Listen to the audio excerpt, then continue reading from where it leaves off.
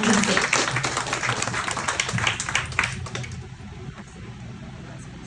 you. I'm going to read a section from my second novel, the Johnny Talon and the Goddess of Love and War. Quick pressing about Johnny. He is, your typical San Francisco detective who just happens to use non-rational methods of helping his clients, in this case surrealism, which means he will follow non sequitur to the bitter end, and he will, he dreams a lot. And those dreams lead him to very interesting places, including, in this case, hell. This is a scene from the middle of the novel, and I hope you enjoy it. The lock had been changed, but not to anything harder to pick.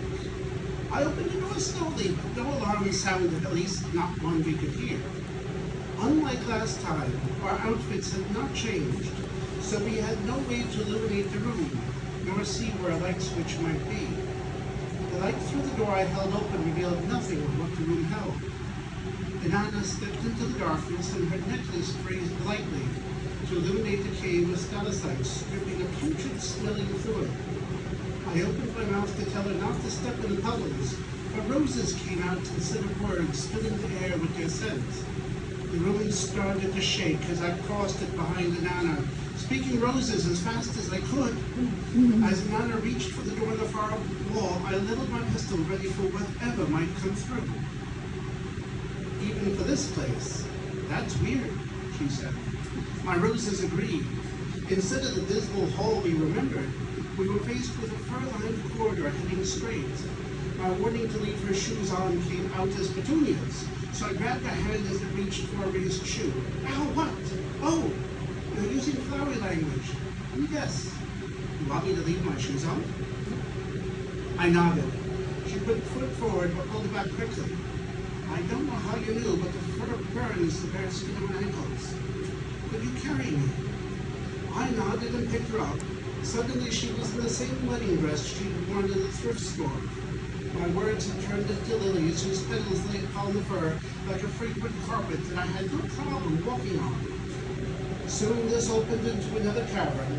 This one had stalagmites that broadened at their tips, some into flat tabletops. Others were more phallus-shaped. Johnny, please, run through here as fast as you can.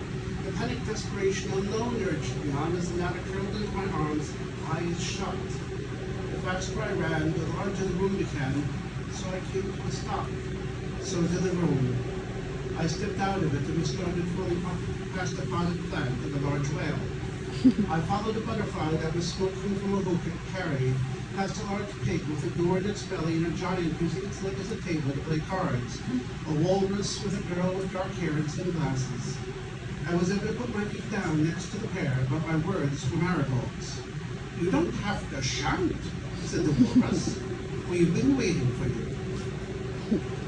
I need to find Jessica's mirror, said Inanna, and you will find it in the possession of the demon summoner, as you will know. But how will I overcome him so I may get the mirror back, she asked. First, you must overcome your two remaining addictions. I'm not addicted to anything. Is that truly how you understand yourself? Even after the acid, didn't that burn away your ignorance? I don't know. Yeah, sex, drugs, rock and roll. And I don't understand. I'm not a junkie. I've not done drugs for 5 years. You've not stopped wanting it. Yes, you turn away from your desire, but it is still your desire. You never chose to stop, you were forced. Because you were forced, you lost the physical dependency. You need to lose the emotional and mental dependencies. You need to choose. So I should start doing drugs again so I can go through the withdrawal all over again by choice? That's not what is needed anymore. And how can I be addicted to rock and roll? Without that inner soundtrack, can you fight without fast as you can? Can you have sex without this is love running through your head? Asked the walrus.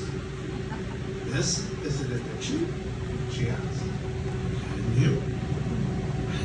I don't know. don't know how I overcame an addiction to sex. The girl with the sunglasses turned to Ananda and took off her sunglasses, light blazing from her eyes. Show me those. I did. My brain started spinning thoughts 1,000 miles per second, and I came to one conclusion. Something about her had changed, and that something was sex. How I knew that without knowing I knew that, I didn't know, but that's part of my job, and I'm kind of used to it. Johnny? Yes, something about you and your need for sex did change. I don't know what or when, but she's right. You no longer need it the same way. Thankfully, my words were words again. Oh, said Ananda. She looked glum, and I wanted to hug her and tell her it would be all right, but I was not her man. I was her employee. The girl put on her sunglasses, and everything went dark. I felt Ananda grab my hand. I felt her pull hard and realized she was falling. So was I. I saw nothing under us, just a black void. Last time we fell up, this time we had no bearing to tell direction from, neither up nor down, nor substance until I spoke. My words came out as white letters against the dark. I know when things changed. The letters illuminated our surroundings. We floated about 3 feet above a bleak landscape. No color, no shape. The words came out green. When? At your parents. We had sex then. But since then, you've started flirting. Before then, you flirted constantly, as if you craved my attention. Well, you're right, that is a change. Up to then, if I was around a guy, I needed him to want me. I think that's part of why I stripped for living. I was so insecure, I needed the sex as validation. The sex we had at my parents felt different. By then, I saw a soft glow about the landscape as the words spread out. I wonder why I can healthily want sex, but not drugs. But the walrus is right, I still want the drugs. The green of the words was soothing, like the green of the forest in summer. Perhaps all sex is healthy, but those drugs aren't. This time my words were so bright it hurt to look at them. Yet the LSD was okay. So was the first time we did the weed. Okay, maybe it isn't the drugs themselves, but how they're used. It could be, she whispered, when her words grew lines. Damn, that's odd. What do you think that is? I pointed to an odd looking thing on a bicycle with no pedals meandering through the words. It's right out of a gory, she said. Oh, what? Exactly, from a gory. What's a gory? My words this time were gray and shadowy. Gory was an artist who drew absurd and creepy things. Let's follow it. Nana was off at a trot, and I ran to catch up with her. Whatever that thing was, it was keeping an even pace.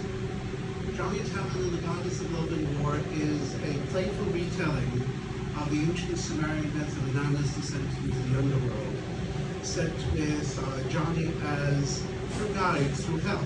Because after all, doesn't everybody deserve a guide from addiction to health? Thank you.